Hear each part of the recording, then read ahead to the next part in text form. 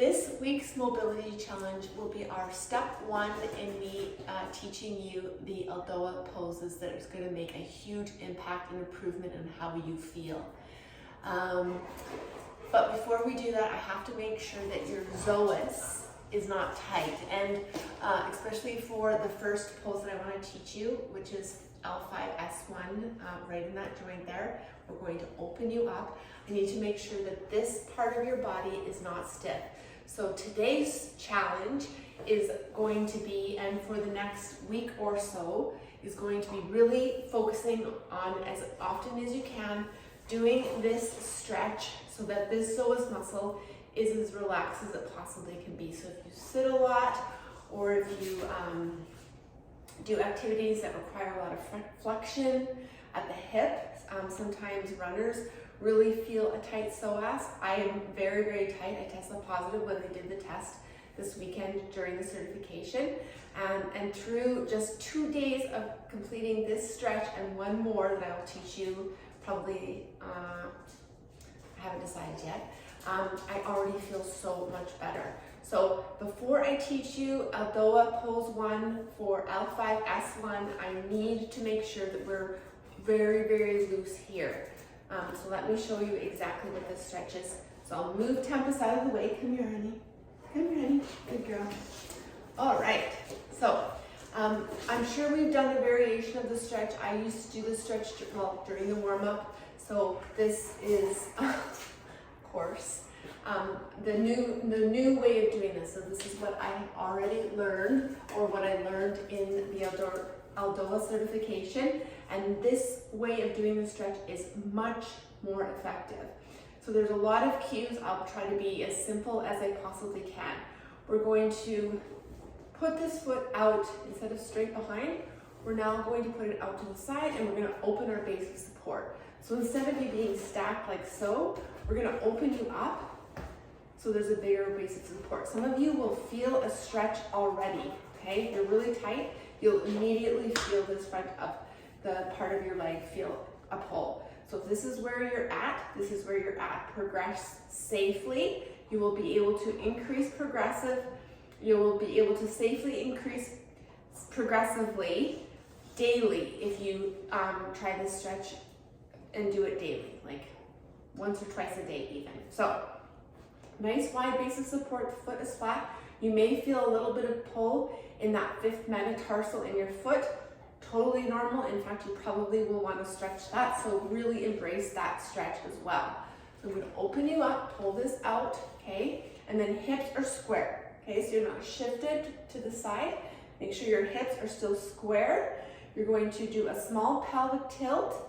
You're going to think of a string on the end of your head pushing you up.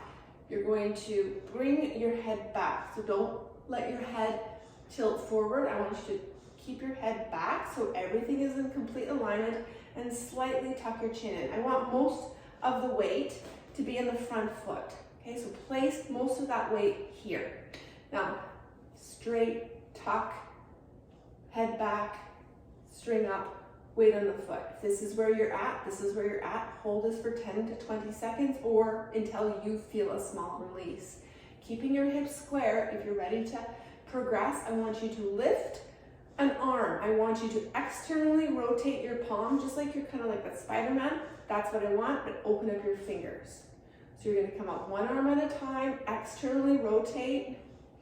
I don't know if you can see my hand. I feel this, and I really feel it in my 5th metatarsal as well. So externally rotate. You probably can't see that. Anyways, here. And then another arm. Keeping your hips square. Don't allow your hips to shift, okay? So do this in front of a mirror after you've watched this video. Just pause it, listen to it if you need to, but make sure you're in front of a mirror so you can make sure those hips are staying square. Do not let them shift.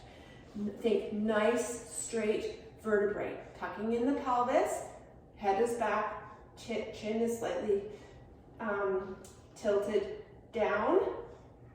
Externally rotate your hand up, one arm at a time. Hold if you can.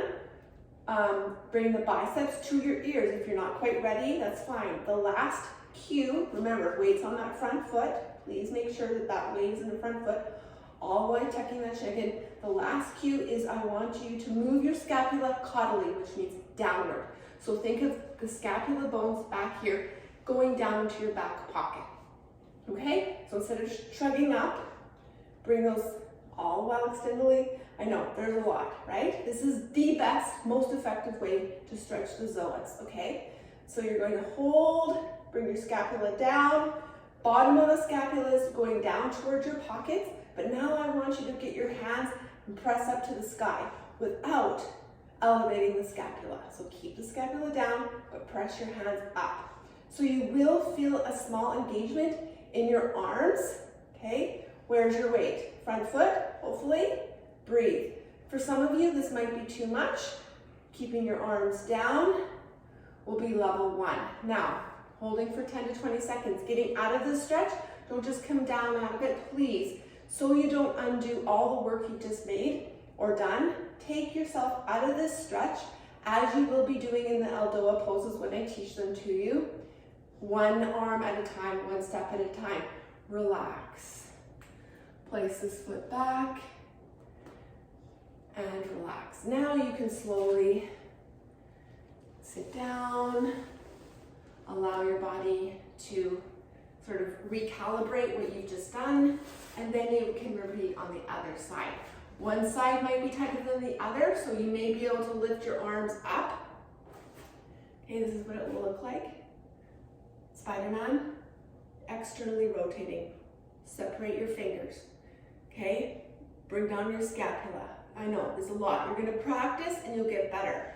These seem mundane, boring, useless, but please try to incorporate this mobility into your schedule on a very regular basis, especially if you're feeling tight in the psoas. So when we do teach you the Aldoa poses, you'll be good to go in a very safe manner.